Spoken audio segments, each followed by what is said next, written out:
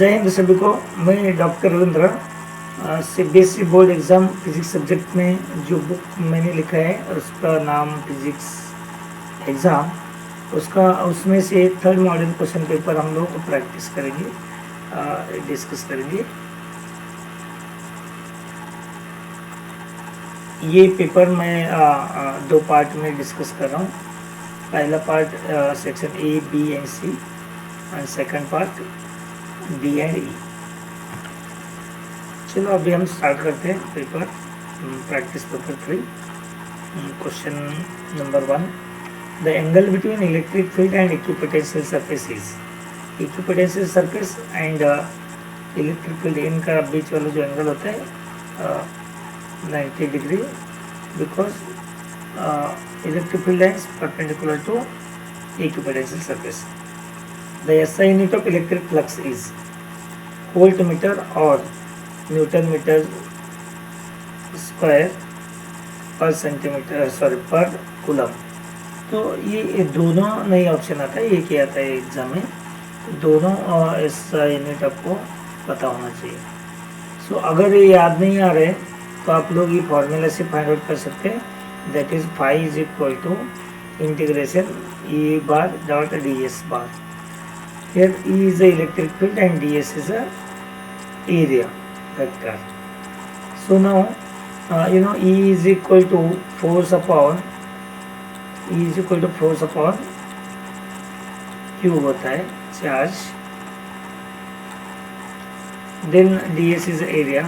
Force का newton आ गया और पर कूलम दैट इज Q के लिए एंड ds के लिए मीटर स्क्वायर। अगर आपको ये वोल्ट मीटर बनाना है तो आप लोग ये यूज़ कर सकते हैं, इलेक्ट्रिक फील्ड का फॉर्मूला P अपॉन L ले सकते हैं, क्योंकि relation between electric field and electric potential, ये पोटेंशियल ग्रेडियंट है ये। सो E की जगह V upon L, V is a potential, V का वोल्ट लिख दिया, अपॉन L है, और ds का मीटर स्क्वायर होता है, और नीचे मीटर, एक मीटर कट हो जाएगा तो वोल्ट मीटर बचेगा। Question number 3, which of the following is not a property of electric field lines. ये इलेक्ट्रिक फील्ड लाइन्स है। So field lines are continuous curve without any breaks, correct है। Two field lines can not cross each other, this is also correct. Field lines start at positive charges and end at a negative charges, this is also correct. They form a close loop, this is not correct. So electric field lines not they form a close loop जो दी है ये गलत है, because ये close loop नहीं बनाता है। तो magnetic field line close loop बनाते हैं, ये याद रखना। Magnetic field line and electric field line में ये डिफरेंस है। Electric field line close loop नहीं बनेगा, magnetic field line close loop बनेगा। तो इसके लिए इसका आंसर है दे फॉर्म अ क्लोज लूप, ये प्रॉपर्टी नहीं है। Question number 4, the potential difference applied across a given conductor is double the mobility of the electron in the conductor is, that become half. So formula is mobility is equal to Vd is the direct velocity, Vd upon E. So now what is the relation between E and potential? So E is equal to potential upon length होता है, E potential upon length. So now mobility and is inversely proportional to V. So अगर V बढ़ा दिया तो mobility कम हो जाएगा, तो इसके अकॉर्डिंगली इसका आंसर हाफ है। The energy gap between the valence and conduction bands of a substance is 6 electron volt. The substance is conductor, semiconductor, insulator and superconductor. This material is a insulator. If energy band gap is more than 3 electron volt, then that is a semiconductor. ये 6 electron volt है, बहुत ज़्यादा है, तो ये हो गया insulator. Name of the spectral series of hydrogen atom lying in a visible region. Visible region में बाल्मर सीरीज होता है। Next question number 7, binding energy per nucleon is almost constant for many nuclei it shows that nuclear force is a short range force. इसका answer short range force होगा। A beam of light consisting of red, green and blue colors incident on a is incident on a right-angled prism. The refracting index of material of the prism for the above red, green and blue wavelengths are 1.39, 1.44 and 1.47 respectively. The prism will separate red color part from green and blue. इसका answer एक correct है। So इसके लिए आप लोग ये formula use करेंगे, n is equal to 1/sin IC। Here IC is a critical angle. Critical angle जिनका ज़्यादा होता है वो रे बाहर चला जाता है। क्रिटिकल एंगल 45, इधर एक्चुअली 45 है, तो critical angle for red colour is more than 45, so it's separate from green and blue colour. तो अगर ये ऐसे समझ में नहीं आ रहे तो आप एक काम कर सकते हैं, और ये क्वेश्चन 3 मार्क के लिए भी पूछ सकते हैं। तो 3 मार्क के लिए अगर ये क्वेश्चन पूछ रहा है तो इसको आपको सॉल्व करना पड़ेगा पूरा। कैसे सॉल्व करना पड़ेगा, यानी इक्वल टू 1/sin IC की जगह 45 वैल्यू पुट करो, तब आपको n का वैल्यू मिलेगा 1/sin IC मतलब 1/sin 45, that is equal to √2। So the √2 is equal to that is 1.41, 1.414। So जिनका रिफ्लेक्टिव इंडेक्स इधर दिया हुआ इसमें से लेस देन 414 है वो रे बाहर चला जाएगा, और जिनका रिफ्लेक्टिव इंडेक्स मोर देन 1.414 है तो वो दोनों, ये दोनों मोर देन 1.414 है, तो इनका ये दोनों रेज टोटल इंटरनल रिफ्लेक्ट होगा ऐसा, लाइक दिस। ये टोटल इंटरनल रिफ्लेक्ट होकर नीचे आएगा और रेड कलर सीधा बाहर चला जाएगा। ये 3 मार्क के लिए, 2 मार्क के लिए भी, 2 मार्क के लिए भी क्वेश्चन पूछ सकते हैं। ये इम्पोर्टेंट क्वेश्चन है। और कभी कभी blue, green and red colour नहीं देते, रे 1, रे 2 ऐसा दिया जाएगा, इसमें से कौन सा रे बाहर जा रहे और ट्रेस करो, ऐसा एग्जाम में क्वेश्चन पूछ सकते हैं। तो रे 1 का रिफ्लेक्टिव इंडेक्स कितना है देखो, रे 2 का रिफ्लेक्टिव इंडेक्स कितना है देखो। अगर रिफ्लेक्टिव इंडेक्स लेस देन 1.41 होगा तो वो रे उसको बाहर निकालना है, और उससे ज़्यादा होगा तो टोटल इंटरनल रिफ्लेक्शन करना है इसको। Question number 9, electrons used in an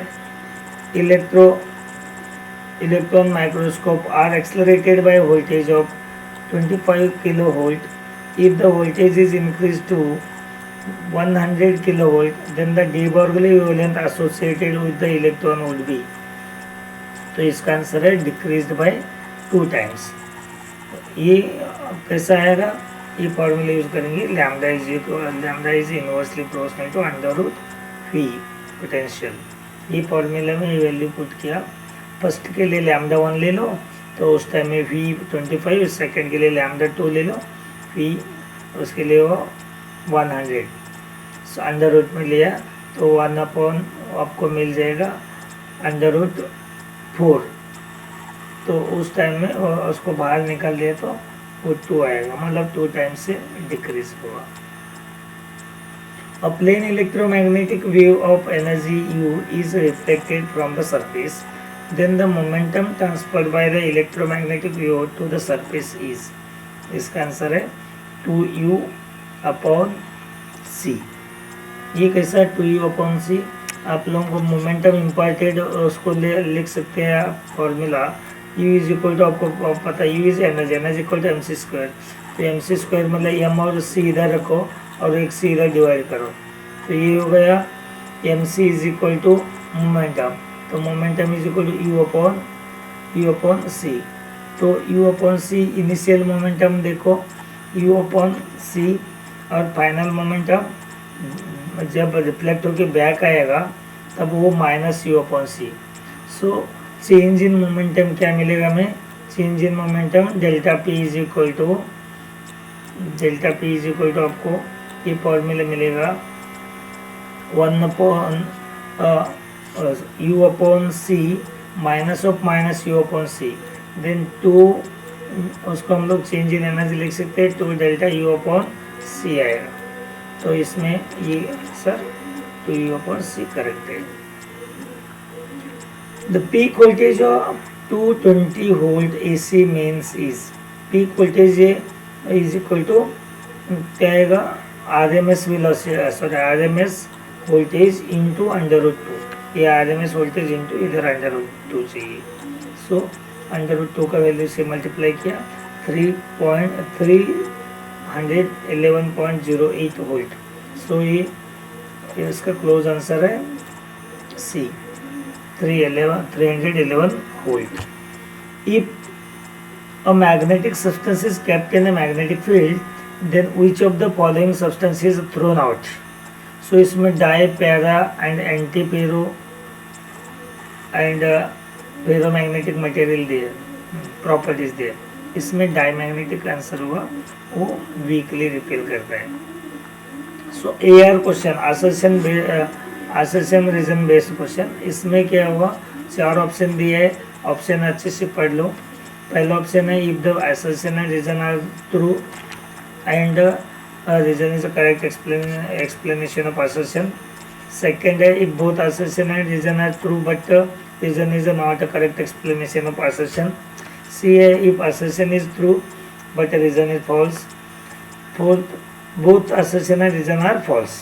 So 30 number question, assertion is given two parallel conducting wires carrying a current in the same direction come close to each other.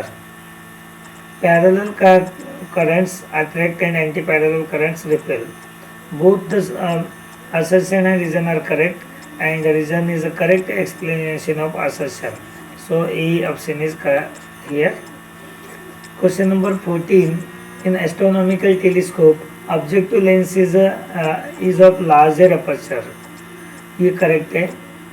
The larger is the aperture, smaller is the magnification, नहीं है, greater is the magnification होना चाहिए, ये wrong है।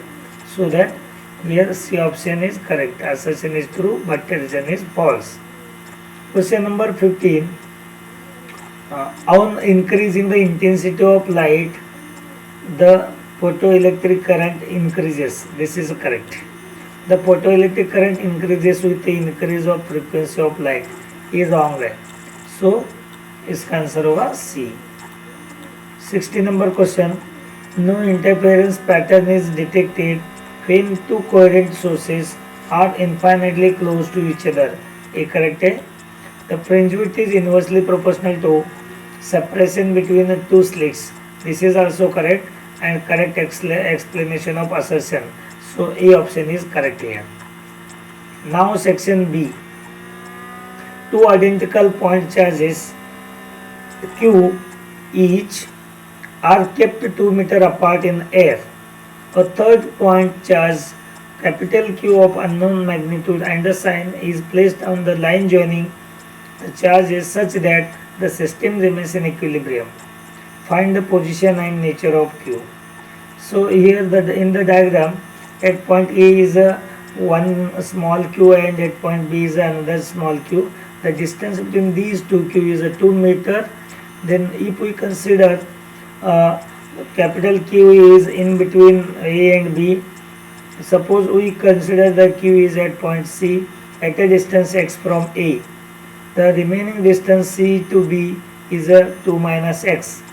So the force at this point is equal to 0 at equilibrium condition. So that the force from this small q at A is equal to force on this small q at B. So we know that electric force, that is 1 upon 4 pi epsilon naught, electrostatic force 1 upon 4 pi epsilon naught q into capital Q divided by x square is equal to 1 upon 4 pi epsilon naught q into capital Q upon 2 minus x square. So here x is equal to x minus 2 minus x, so that 2x is equal to 2 and x is equal to 1 meter. For the equilibrium of charges Q, the nature of the charge capital Q must be opposite to the nature of charge small q. Now our question for the same. To calculate the amount of work done in rotating dipole of dipole moment 3 into 10 to the power minus 8 coulomb from its position of stable equilibrium to the position of unstable equilibrium in a uniform electric field of intensity 10 to the power 4 Newton per coulomb. First of all, find the given values in the numerical question. Here dipole moment is given, that is M is given, and the second is a electric field intensity, that E is given. So formula for work done is equal to W is equal to P cos theta 1 minus cos theta 2. For a stable equilibrium theta 1 is 0 and unstable equilibrium theta 2 is 180. Put the given value in this formula, so you will get work is equal to 6 into 10 to the power minus 4 joule. Question number 18. Write the expression for Lorentz magnetic force. Here the write the expression is given, not derive the expression. Only write the expression means you write the formula. For a particle of charge q moving with velocity v in a magnetic field B, show that no work is done by this force on the charged particle. There are two conditions. Work is done at that is depend upon the direction of velocity with the magnetic field. If the direction of velocity with the magnetic field is 90 means perpendicular, so that there is a magnetic force acting on the charge. If the direction of velocity of charge and magnetic field both are same, that means there is a zero angle, so that there is no any magnetic field magnetic force act on the charge, so that there is no work done. Here the Lorentz force formula is F is equal to Q into V bar cross B bar, and work done formula we know that work is equal to F into S. Here S is a distance into time, that is a displacement. So here force into V dt, and put the value of force Q V bar cross B bar, then that is equal to integration Q V bar cross B bar into V bar dt. As a V bar cross B bar dot V bar is equal to 0, because then V and the force are perpendicular here. This is the force, Q is common, so that if these are perpendicular, then there is no work done. Question number 19. How does oscillating charge produce electromagnetic wave? So you should explain here production of electromagnetic wave. Then second part is sketch a schematic diagram depicting oscillating electric and magnetic fields of an electromagnetic wave propagating along a z direction. First of all, you explain this part, how the electromagnetic wave produce. An oscillating charge produces an oscillating electric field in the space, which produces an oscillating magnetic field. The oscillating electric field and magnetic fields regenerate each other, and this results in the production of electromagnetic wave in a space. Then the diagram here, this diagram is this diagram also showing the transverse nature of electromagnetic wave.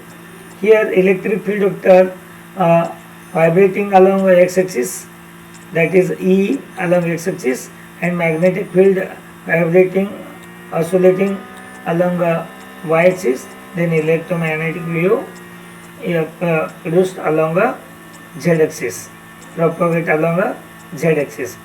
In this case, you check this part, you see these loops. Here the electric field vector, इनका direction आपको सीधा ऐसा दिखाना है, ये ऐसा सीधा line खींचना है, और मैग्नेटिक फील्ड लाइंस के लिए ये थोड़ा सा ऐसा बना देना है और ये इस तरह रहेगा। नहीं तो कहीं बहुत बार बच्चे ने एग्ज़ाम में ऐसा बना देते हैं और ये सीधा एज इट इज़ बना के फिर अगर ऐसा बना दिया, ये इलेक्ट्रिक फील्ड और मैग्नेटिक फील्ड भी सीधा, ये रॉन्ग है, ये ऐसा नहीं बनाना है। Okay, this type. तो जब इधर साइड जाएगा ये ऐसा रहेगा, तब ये इस साइड जाएगा, तो perpendicular to plane of the paper है, और ये नीचे डाउन साइड रहेगा electric field. Electric field up and down है। ओके, और ये मैग्नेटिक फील्ड है। ये अच्छे से डायग्राम बनाना, अगर इधर गलती किया तो आपको मार्क्स नहीं मिलेगा। Question number 20, a photon emitted during the de-excitation of electron from a state n to a first excited state, state n to first excited state in a hydrogen atom, irradiates a metallic cathode of work function 2 electron volt. Work function is also given in the photocell with the stopping potential of 0.55 volt. Obtain the value of quantum number of state n का value find out कर रहे हैं। Ground state में energy कितना होता है, -13.6 electron volt. और formula क्या है एनर्जी के लिए, E is equal to -13.6 divided by n²। First excited state में n इज इक्वल टू 2, तो n is equal to 2 excited state में आ रहे कहाँ से, nth नंबर से। तो हमें पता नहीं n क्या है, तो n फाइंड आउट करना है। So we know that for the photoelectric equation, from photoelectric equation this h nu is equal to work function plus kinetic energy. Here kinetic energy is EV। So इधर work function 2 electron volt is given plus here V naught is this V is stopping potential, so that is 0.55 electron volt, then that is equal to 2.55 electron volt. This is energy. So now energy difference is equal to second excited state में इधर n is equal to 2 value put करो, उसका answer आपको मिलेगा -3.4 minus इसका answer होगा -2.55 electron volt. तो इनका जो डिफरेंस आएगा ये डिफरेंस है -0.85 इलेक्ट्रॉन वोल्ट। तो इसको 3 से डिवाइड करो, ये वैल्यू आता है कि चेक करो, 4 से डिवाइड करो, ये वैल्यू आता है तो चेक करो, otherwise direct n² is equal to n दोनों का डिवाइड करो, तब आपको आंसर मिलेगा n का 4। Question number 21, a graph of potential barrier versus width of depletion region is for an unbiased diode is shown in figure A। ये figure में unbiased वाला है, इधर है डिप्लेशन लेयर और इधर है बैरियर पोटेंशियल। अब in comparison to A, graph B and C are obtained after biasing the diode in different ways। Different way मतलब एक तो फॉरवर्ड बाइस होगा, सेकेंड है रिवर्स बाइस होगा। Identify the type of biasing in B and C and justify your answer. So ये B and C identify करना है, फॉरवर्ड बाइस है कि रिवर्स बाइस है। फॉरवर्ड बाइस में क्या होता है, फॉरवर्ड बाइस में डिप्लेशन लेयर डिक्रीज होता है और रिवर्स बाइस में डिप्लेशन लेयर इंक्रीज होता है। फॉरवर्ड बाइस में डिप्लेशन लेयर डिक्रीज होता है। सो अभी पहला जो दिख रहा है ये ग्राफ है रिवर्स बाइस के लिए, how it is for reverse bias. तो when an external voltage is applied across the semiconductor diode in such a way that n type is connected to positive and p type is connected to negative, the direction of applied voltage is same as that of the direction of barrier potential।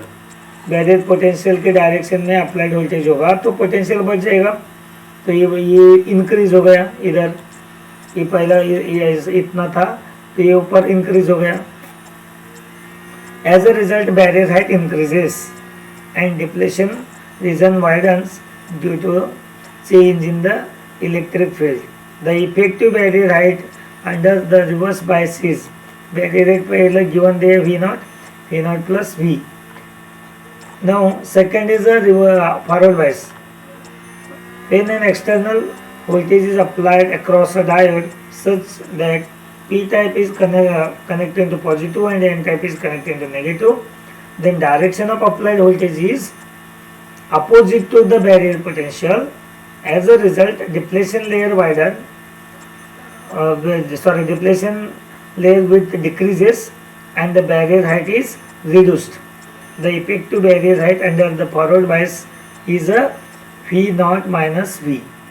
तो ये है forward bias के लिए, ये है reverse bias के लिए. Now section C 3 mark question है. इसमें एक क्वेश्चन ऑप्शन में होता है, एक क्वेश्चन में कहीं ऑप्शन दिया जाता है. दोनों section B and section C में एक क्वेश्चन ऑप्शन में दिया जाता है. मैं कई क्वेश्चन पेपर में इधर दो ऑप्शन दिए हैं क्योंकि मुझे सारा सिलेबस ये 10 क्वेश्चन पेपर में कवर करना है. 10 क्वेश्चन पेपर अच्छे से पढ़ लिया तो पूरा सिलेबस का रिवीजन हो जाएगा. तो सी सेक्शन का पहला क्वेश्चन 22 नंबर, define fringe width in a double slit experiment using the light of wavelength 600 nanometre. The angular width of the fringe formed on a distant screen is 0.1 degree. Find the spacing between the two slits. First of all, you define this fringe width. Fringe width is a distance between any two consecutive maxima or minima. That is a fringe width. That is denoted by beta. So angular fringe width is equal to beta theta is equal to beta upon d. Beta का formula को पता है, beta is equal to क्या formula है, lambda D by small D. Then इधर beta का value put किया तो ये वैल्यू आएगा lambda upon small D. Capital D D cancel हो जाएगा. So now spacing between slits D is equal to lambda upon beta theta. Angular ये वाला वैल्यू दिए इधर एंगुलर फ्रिंज विड्थ. तो इसको रेडियन में कन्वर्ट करो तो इसको इनटू पाई अपॉन 180 करना है. और ये जो वेवलेंथ दिए नैनोमीटर में, नैनोमीटर मतलब 10 to the power -9 मीटर. तो इसको मीटर में कन्वर्ट कर दो. मीटर में कन्वर्ट करने के बाद ये वैल्यू आएगा और इसको रेडियन में कन्वर्ट करो. Then put the value in this equation. You will get small D 3.44 into 10 to the power -4 metre. Question number 23. Show diagrammatically the behavior of magnetic field lines in presence of paramagnetic and diamagnetic substance. How does one explain this distinguishing features? तो इसको distinguish भी करना है दोनों को. Okay, सो पहले diagram बना दो. डायग्राम बनाना बहुत इजी है. दो मैग्नेट बना दो और मैग्नेटिक मटेरियल और इलेक्ट्रिक फील्ड लाइन्स ऐसा अंदर से जा रहे. ये होगा paramagnetic material. Diamagnetic material weekly repel है, इसके लिए इलेक्ट्रिक फील्ड लाइन्स ऐसे बाहर जा रहा है. अंदर से एक भी इलेक्ट्रिक फील्ड लाइन नहीं जाएगा. Paramagnetic material and diamagnetic material इनको 4 पॉइंट मैंने दिए हैं. आप एग्जाम में 2 पॉइंट लिखेंगे. A paramagnetic material tends to move from weaker field to stronger field. Diamagnetic material stronger to weaker. Okay, weaker to stronger मतलब वीकली अट्रैक्ट. इधर stronger to weaker मतलब weakly repel. So the number of lines of magnetic field lines increases when passing through it. Either so that number of lines of magnetic field passing through it decreases. Okay. So now second point, magnetic dipole moments are induced in the direction of magnetic field. Here magnetic dipole moments are induced in opposite direction of applied field. Susceptibility of paramagnetic material is small and positive. Susceptibility of diamagnetic material small and negative. Intensity of magnetization of paramagnetic material is small and positive. Intensity of magnetization of diamagnetic material is small and negative.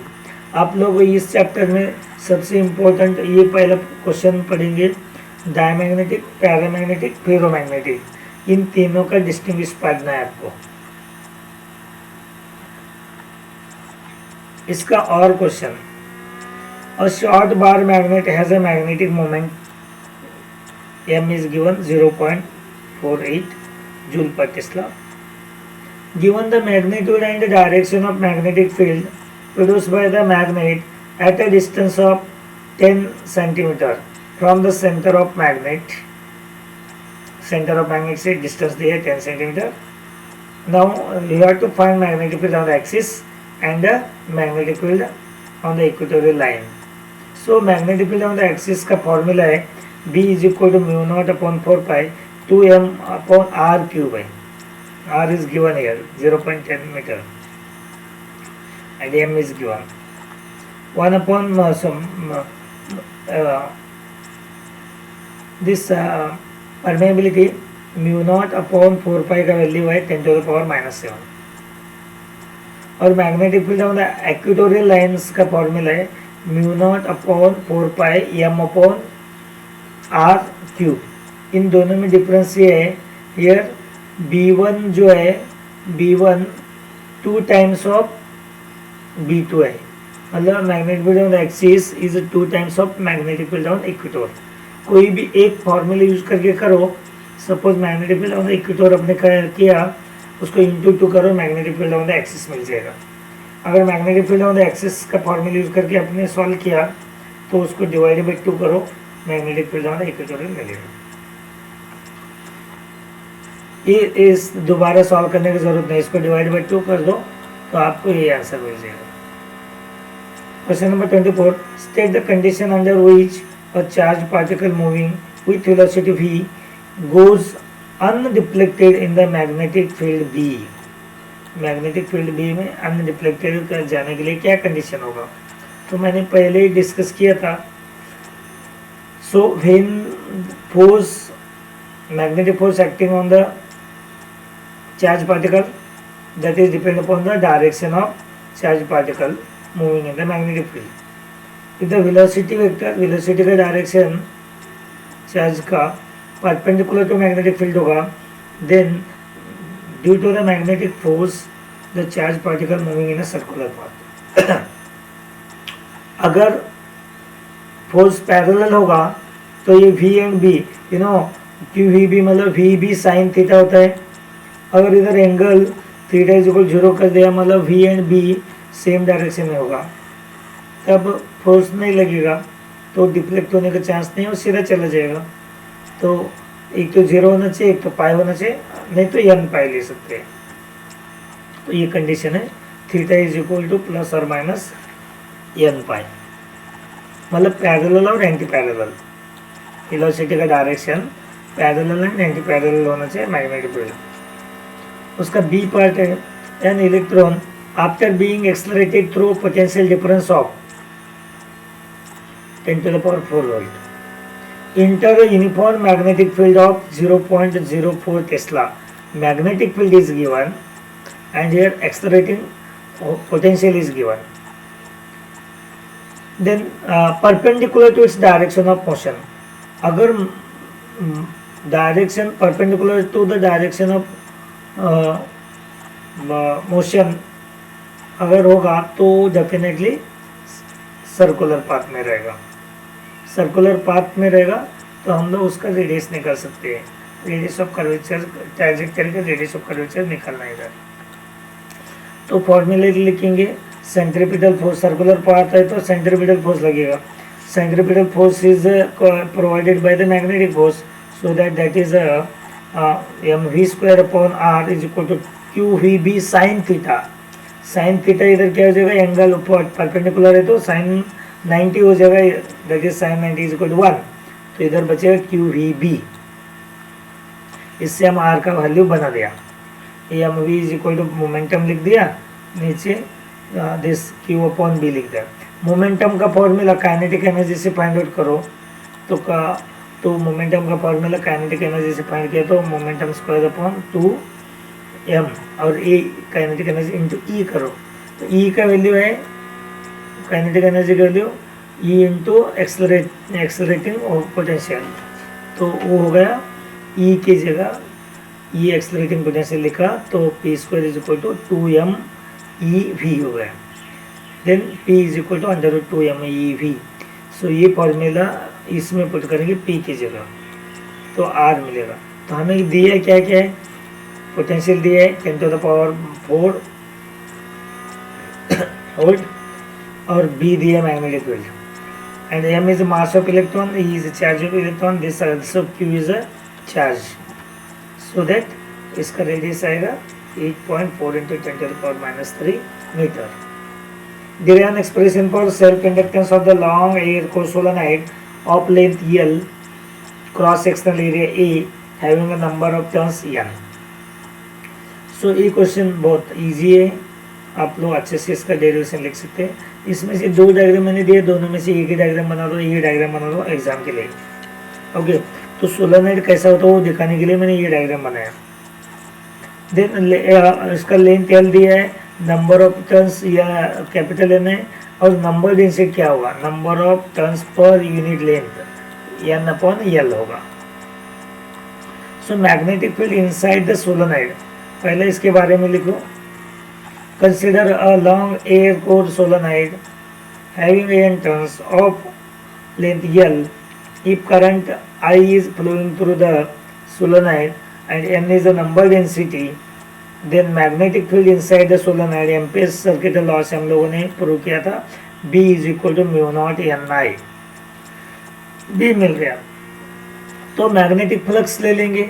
Magnetic flux का formula phi is equal to NBA होता है, phi is equal to NBA magnetic flux, phi is equal to NBA।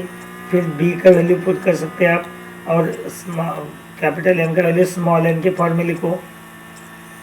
Small n के form में लिखना है तो क्या आएगा, स्मॉल n इंटू एल आएगा।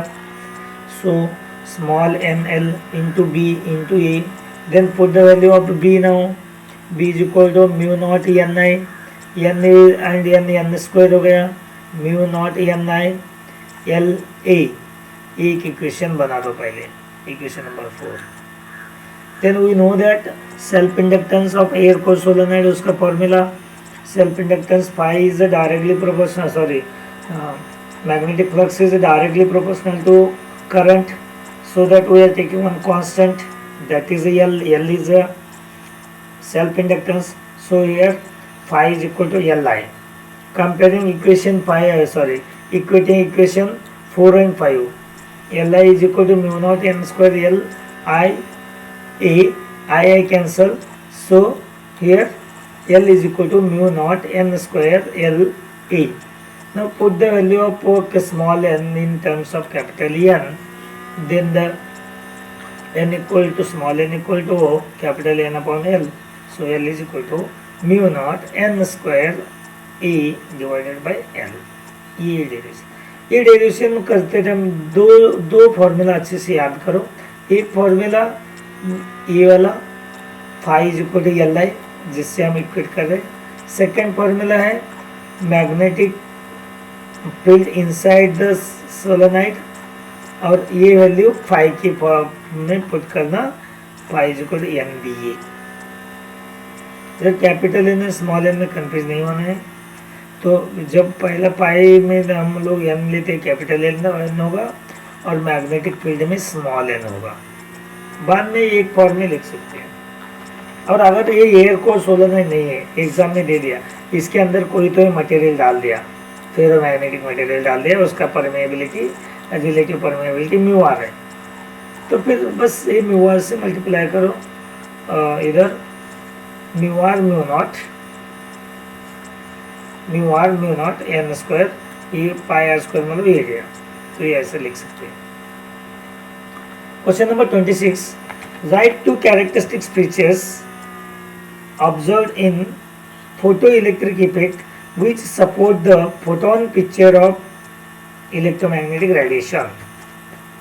and second question is में draw a graph between the frequency of incident radiation and the maximum kinetic energy, कभी कभी मैक्सिमम काइनेटिक एनर्जी की जगह स्टॉपिंग पोटेंशियल भी बोल सकते हैं, of electrons emitted from the surface of the photosensitive material. State clearly how this graph can be used to determine Planck's constant h and work function phi naught. Okay, पहले इसका दो properties बता दो जो फोटोन पिक्चर एक्सप्लेन करता है electromagnetic wave को.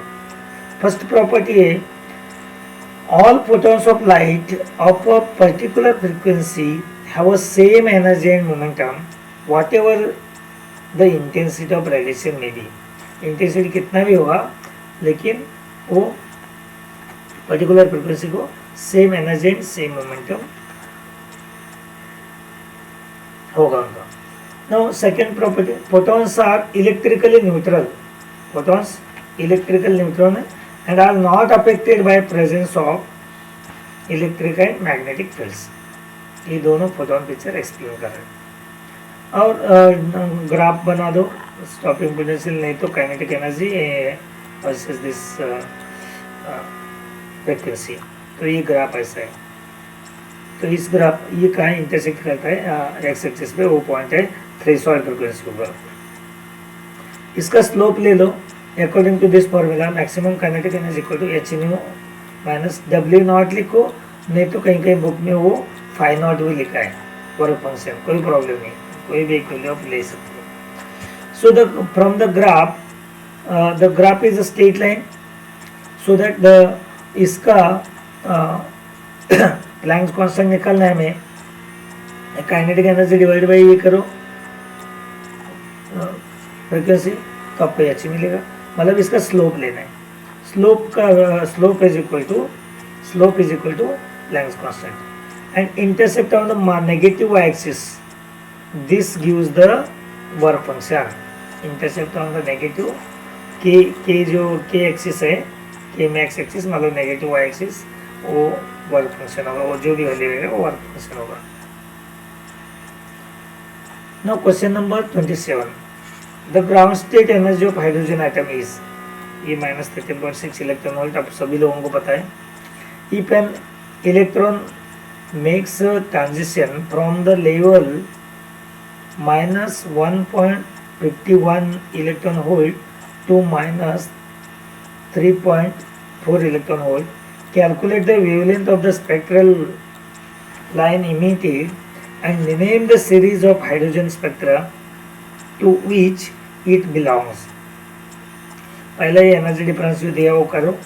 इन दोनों का एनर्जी डिफरेंस क्या होगा? तो energy difference is equal to 1 photon. So ये एनर्जी डिफरेंस क्या है इधर? Minus 1.51 minus 3.4 that is equal to 1.89 electron volt. So 1.89 electron volt को जूल में कन्वर्ट करो तो multiplied by 1.6 into 10 to the power minus 19. ये जो वैल्यू आएगा ये आपका E1 minus E2. Then wavelength is equal to HC upon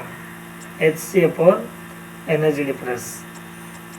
तो ये H पता है आपको, प्लैंक्स कांस्टेंट है. C is velocity of light, उसका वैल्यू पुट किया और ये एनर्जी डिफरेंस का वैल्यू पुट किया. Then you will get wavelength 6548 angstrom unit. So this is this wavelength belongs to Balmer series. ये wavelength Balmer series का है. इसी चैप्टर में से और एक क्वेश्चन है, इसके और में दिया है. The energy level diagram of an element is given below. Identify by doing the necessary calculations which transition corresponds to emission of spectral lines of wavelength 102.7 nanometre. तो ये यूज करके हम एनर्जी फाइंड आउट करेंगे. पहले तो delta E is equal to H C upon lambda. Lambda का value put कर, lambda दिया, लैम्डा का वैल्यू से हम लोग एनर्जी फाइंड आउट करेंगे. तो एनर्जी आ रहे हैं हमारे पास 12.04 इलेक्ट्रॉन वोल्ट. तो इधर जो एनर्जी दिया है ये लाइन कहाँ से, -5 और 1.5 इलेक्ट्रॉन वोल्ट टू -13.6, इनका डिफरेंस ले लो। और इस सी में -1.5 एंड -3.4, इनका डिफरेंस ले लो। और ये बी कहाँ से कहाँ तक है, -0.85 electron volt to -3.4 electron volt, इनका डिफरेंस ले लो। और ए -0.85 टू -1.5, इनका डिफरेंस ले लो। तो इनमें से जो energy difference close to calculated value आएगा तो वो ट्रांजिशन होगा। इधर क्या है, इस डायग्राम से ये वाला डी वाला कैलकुलेट किया, क्योंकि नियर अबाउट 12 है ना, नियर अबाउट 12 मतलब इनका डिफरेंस जो आ सकता है, तो इनका डिफरेंस आया -12.1 इलेक्ट्रॉन वोल्ट, मतलब इधर डी है, डी करस्पॉन्ड्स कर रहे डी वाला, close to this calculated value है। तो ये भी क्वेश्चन आने का बहुत चांस है। इस क्वेश्चन, इस तरह के जो क्वेश्चन भी आप प्रैक्टिस करो। Now question number 28, define wave front and wave normal. Wave front and wave normal define करना है। Draw the diagram to show the behaviour of plane wave front as they pass through a convex mirror, pass through a plane mirror. कहीं बहुत सारी book में आपको convex mirror का मिलेगा question, but plain mirror का मतलब बहुत रेयर मिलता नहीं है। तो प्लेन मिरर का सिंपल है, जब plane wave front plane mirror से जाएगा वो ऐसा उल्टा आएगा, वो डायग्राम से आपको बताना है। पहले wave front and wave normal define करो। What is wave front? It is defined as locus, इधर ऐसे है, locus of all the points of the medium to which the wave reaches simultaneously. Locus of all the points of the medium to which, मैंने इसमें दो तीन type से भी explain कर सकते हैं। Locus of all the points of the medium to which the wave reaches simultaneously, so the all the points in the same medium, सारे points same medium में होना चाहिए। Wave normal perpendicular to the wave front is called as wave normal. Wave normal मतलब ray of light होता है। ये जो ray of light दिख रहे हैं ये मतलब वेव नॉर्मल है। ये प्लेन वेव फ्रंट है और स्पेरिकल कॉन्वेक्स मिरर है। कॉन्वेक्स मिरर से जब प्लेन वेव फ्रंट जाएगा तो स्पेरिकल वेव फ्रंट बनेगा, स्पेरिकल वेव फ्रंट। और उनका जो वेव फ्रंट, हाँ ये जो है ये स्पेरिकल वेव फ्रंट है, ये मिरर है, ओके। और ये प्लेन वेव फ्रंट है। तो pass through the plane mirror से जब जाएगा ये इंसिडेंट प्लेन वेव फ्रंट है और ये रिफ्लेक्टेड प्लेन वेव फ्रंट है। ये मिरर से रिफ्लेक्ट होके आया है, ये रिफ्लेक्टेड प्लेन वेव फ्रंट है।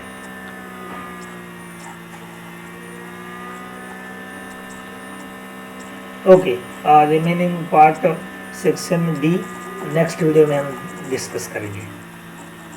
धन्यवाद।